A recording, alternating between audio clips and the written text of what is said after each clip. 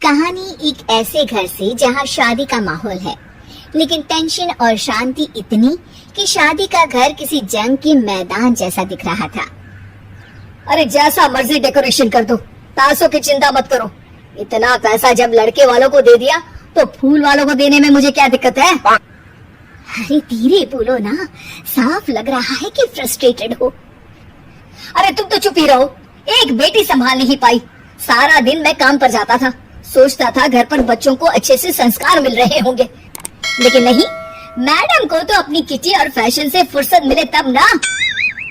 माँ चुपचाप वहाँ से चली जाती है।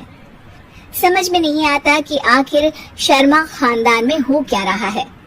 कल तक चिड़िया सी फुदकने वाली शीना की शादी यूं अचानक एक मोटे काले लड़के से क्यों हो रही है? शीना कमरे में हाथ में गुड़िया लिए बोलती है, मेरे साथ जो हो रहा है ठीक हो रहा है। तुम तो सब जानती हो, साहिल मेरे लिए भगवान है। अब जब वो ही नहीं मिला तो फिर कोई भी हो जिंदगी ही तो जीनी है, जी लेंगे। बाहर शीना की बुआ किसी से बात करती है। अरे मोटा नहीं, उसे तो खाते पीते घर का कहते हैं। अब ओबेरॉय का नाम भी किसी को बताने वाली बात है। उनका इकलौता लड़का तो करोड़ों की स्वामी तो है ही। अरे हमारी शीना बिटिया तो रानी बनेगी, रानी। इन सब के बीच कहीं कोने पर शीना हाथ में मेहंदी सजाए बैठी थी और आंखों में आंसू सजाए। और वो समय भी आ जाता है जब शीना मंडप के नीचे हाथ में वरमाला लिए खड़ी होती है, लेकिन तभी अफरा तफरी मच जाती है। कोई कहता है, अरे लड़के की माँ को हार्ट अटैक आ गया। अरे अच्छी खासी थी, कैसे हो गया? अरे कहते हैं ना, किसी किसी लड़की के पैर अच्छे नहीं होते। हो सकता है कि मनहूस है ये लड़की। शीना पास खड़ी सब सुन रही थी। फिर शीना अपने कमरे में आ जाती है। शादी ये कहकर नहीं होती कि लड़की मनहूस है। अब लगातार शीना के लिए लड़के देखने आते, लेकिन आस पड़ोस या किसी के कहने पर शादी हर बार टूट जाती। लेकिन एक दिन, अंकल, मैं काफी दिनों से आपसे मिलने की कोशिश कर रहा था, लेकिन हिम्मत नहीं हो पा रही थी। अरे बेटा, हिम्मत तो हमारी टूटी पड़ी है। वैसे कौन हो तुम?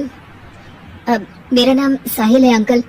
मैं शीना से प्यार करता हूँ और उसी से शादी करना चाहता हूँ। अरे अब तो किस जात के हो ये भी मायने नहीं रखता। बेटा, मेरी बेटी मनहूस है। ये सब कहते हैं कि इसीलिए उसकी शादी नहीं हो पा रही। अगर तुम शादी करने को तैयार हो तो ठीक है। शीना की शादी साहिल से हो जाती है। अगले दिन साहिल की माँ का देहांत हो जाता है और एक बार फिर लोग शीना को अपशकुनी कहने लगते हैं। अरे खा गई दीदी को ये। अरे क्या जरूरत थी साहिल किसी मनहूस को घर लाने की? पर बुआ, माँ की तो तबीयत पिछले कई साल से खराब थी। डॉक्टर्स ने जवाब दे दिया था। क्या पता ये भी उनका सौभाग्य हो कि वो बहू का मुंह देख पाई।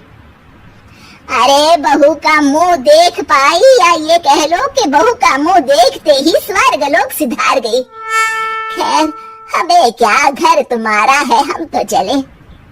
अब शीना को खुद पर ही शक होने लगता है कि कहीं सच में वो अपशकुनी तो नहीं। साहिल, हम दोनों की शादी नहीं हुई होती तो अच्छा था। देखो ना, कैसे पहले मेरी शादी टूटती थी और अब तुम्हारी माँ भी। अरे ऐसा कुछ नहीं होता शीना, अपशकुनी वगैरह कुछ नहीं होता। ये सब तो ईश्वर के खेल है। वो शादी तुम्हारी इसलिए टूट गई क्योंकि तुमको मेरी पत्नी बनाना था, और माँ का जाना तो तय था। वो काफी बुजुर्ग थी, साथ ही एक ऐसी बीमारी से जूझ रही थी जिसमें डॉक्टर्स भी उन्हें नहीं बचा पाते। शीना साहिल की बात सुनकर तसल्ली कर लेती है और वहाँ से चली जाती है। अगले दिन, शीना, अरे ओ शीना, क्या हुआ? उफ, कहीं फिर मेरी वजह से कोई नुकसान? अरे नहीं नहीं शीना, तुम जानती हो, जिस प्रॉपर्टी के केस को हम बरसों से लड़ रहे थे उस पर फैसला आ गया, वो भी हमारे हक में।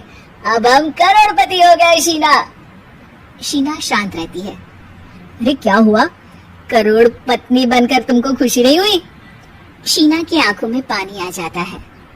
चलिए जी, कुछ तो अच्छा हुआ मेरी जिंदगी में आकर आपके साथ। साहिल शीना को गले लगाकर कहता है, मेरी नई नौकरी भी तुम्हारे ही आने से लगी। ये प्रॉपर्टी का केस जीता।